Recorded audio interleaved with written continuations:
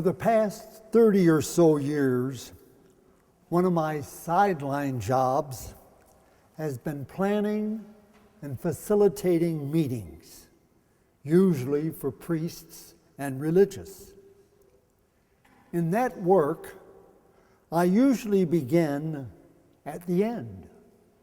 For example, I'll ask the group, what outcomes are we looking for? Where do we want to end up? So, when I was asked to preach about living with conflict, I assumed that a nice, happy ending would mean living conflict-free. However, on further thought, I realized that's a rather unrealistic outcome. Conflict is so much a part of our world. Our society thrives on conflict, and not just major conflicts like wars, but almost everything in the news is based on conflict. Our politics, our courtrooms, even our sports. In fact, anytime you have opposing ideas or actions, you'll likely have some conflict. Tonight, to keep this homily manageable, I'm going to focus on personal conflicts, which I believe we can do something about. I suggest we leave national and world conflicts to brighter minds, and especially to prayer. Let me share with you a small conflict I recently had, which really frustrated me. It's almost embarrassing to mention it now, but I did learn from it. My little conflict was that I was double billed by Mayo Clinic for their newsletter subscription. My relationship with Mayo Clinic goes back over 50 years, when I served on a board in Rochester and met some Mayo doctors. Up until our conflict, I had been a very satisfied patient. In fact, I had 2 botched surgeries successfully repaired there. Plus, I really admire the Mayo Clinic culture. How they live their policy, the patient comes first. Anyhow, when I discovered the double billing, I wrote a gentle letter suggesting I would rather deal with the clinic than with the credit card company. So I simply asked Mayo to send me a refund. But a month passed and I heard nothing. I became both frustrated and resentful. After all my loyalty to Mayo, I thought. Finally, on my latest credit card statement, I noticed 2 credits from Mayo. I was grateful, but also embarrassed that I had allowed such a small issue to captivate me. But it helped me appreciate 2 helpful attitudes about conflicts, namely perspective and patience. Do you remember what you were doing a year ago today? What was bothering you a year ago? If you're like most of us, we remember a few things that happened a year ago. That gives us a perspective on how important or unimportant most of our events are. That's why it's helpful to have a long-range attitude toward most of our conflicts. As the saying goes, this is not the end of the world. A second helpful attitude when facing conflict is patience. I used to teach Latin and found it helpful that the word patience comes from the Latin, which means to suffer.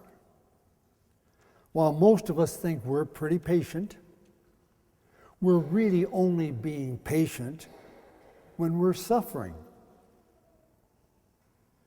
The helpful reminder here is, this too will pass. Above all, guard against impulsive reactions at a time of conflict. Instead, ask for God and Mary's guidance, and then trust the God who promises us that all things are possible. Interestingly, when I was starting to prepare this homily, a friend stopped by for coffee and a chat. He started telling me about his co-worker who was not doing his share of the work.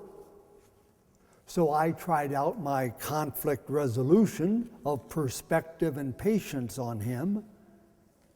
Then he quietly suggested that I might think about adding a third P for prayer. And he was right. So I thanked him. Plus, our gospel story this evening exemplifies the benefits of the 3 Ps: perspective, patience, and prayer. When the crippled man responds to Jesus' question, "Do you want to be well again?" the man quietly explained to Jesus his situation, that there was nobody to help him.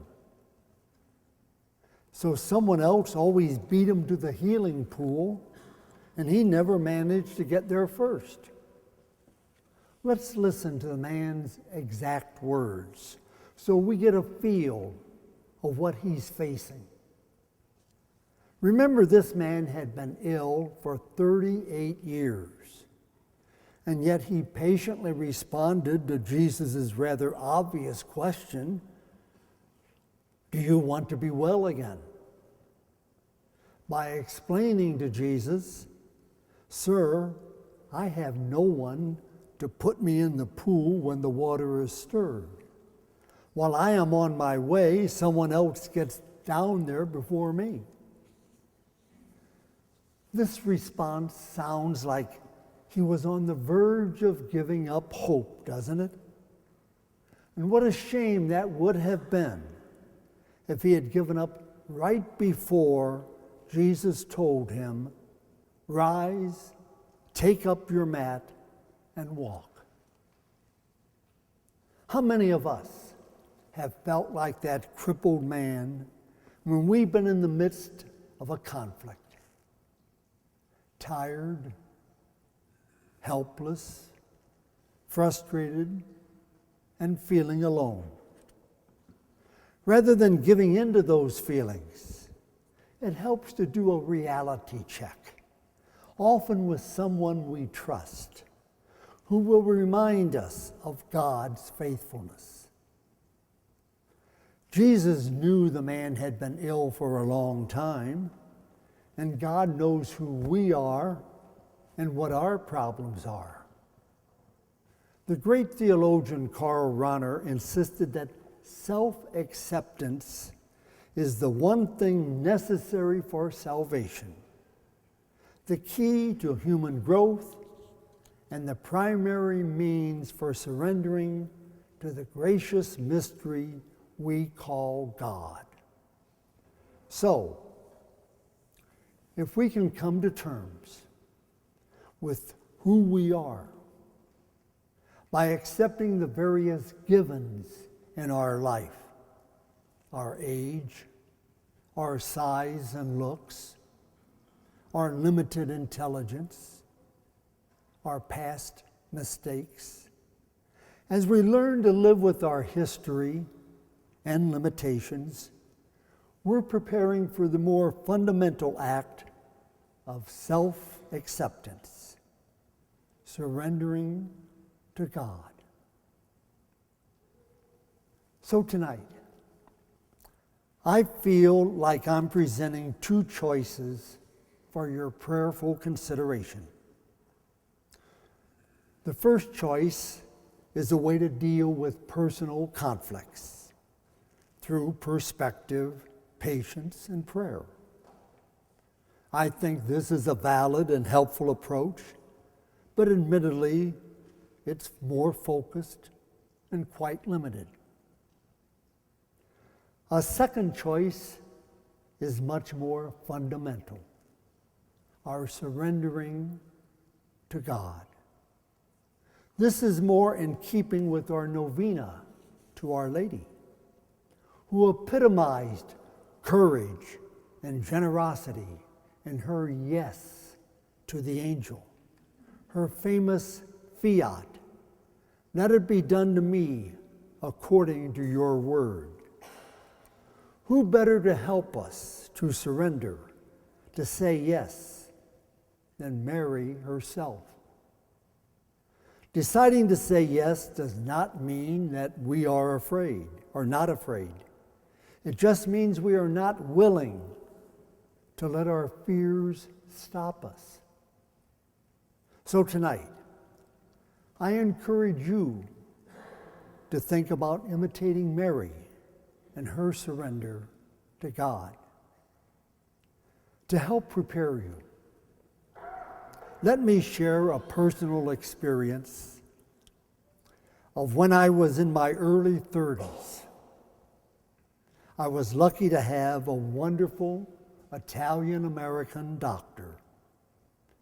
At the end of a routine checkup, he sat me on his table, looked me in the eye, and declared, "Father, organically, you're okay, but you're starting to get to be a slob."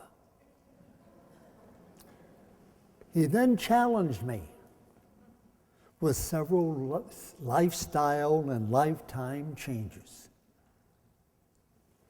So tonight, I want to close with a similar foundational challenge from the mystic Meister Eckhart. He was playing on the Greek word Theotokos, which means God-bearer, and thus Mother of God. Eckhart wrote, "We are meant to be God-bearers, for God is always needing to be born." What good is it to me, Eckhart continued, if this eternal birth of the divine Son takes place, but does not take place within me? And what good is it if Mary is full of grace, if I am not also full of grace? What good is it if I do not also give birth to God in my time and my culture? This, then, is the fullness of time when the Son of God is begotten in each one of us. That's my prayer. That's my hope.